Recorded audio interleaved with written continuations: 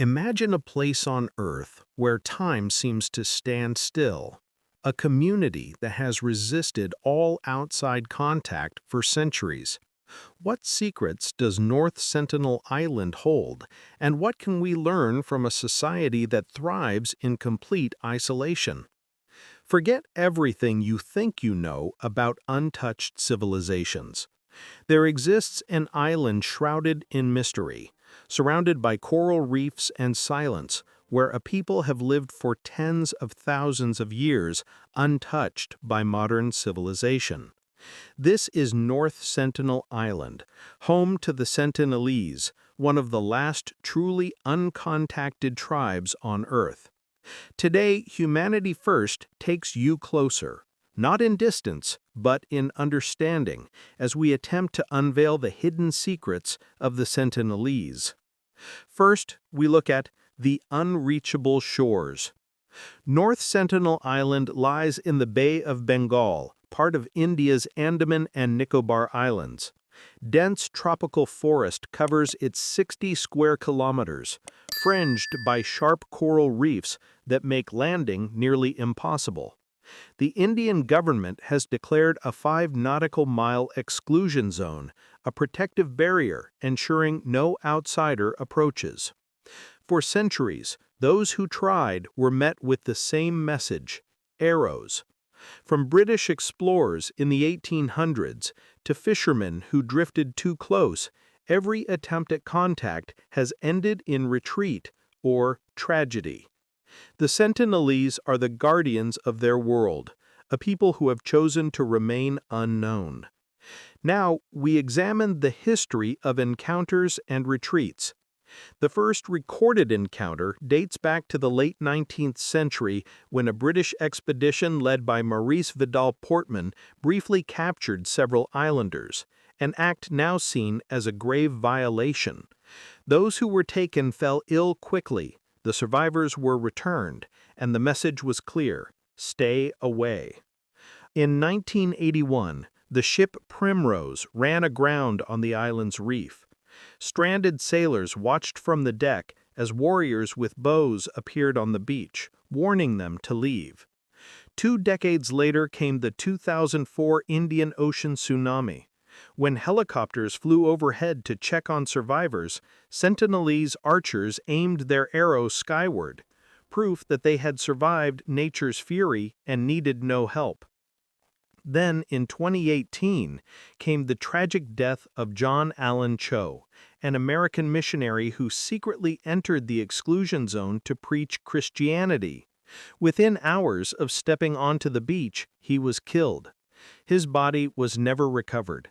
His story stands as a stark reminder: some worlds are not meant to be entered. From these glimpses, what can we infer about their world? Though direct study is impossible, brief glimpses and remote observations reveal a society of extraordinary resilience. The Sentinelese are believed to live as hunter-gatherers, using simple tools of wood, bone, and stone. They hunt wild pigs, fish in the shallows, and gather fruits from the forest canopy. They have no known agriculture, no metalworking, yet they thrive.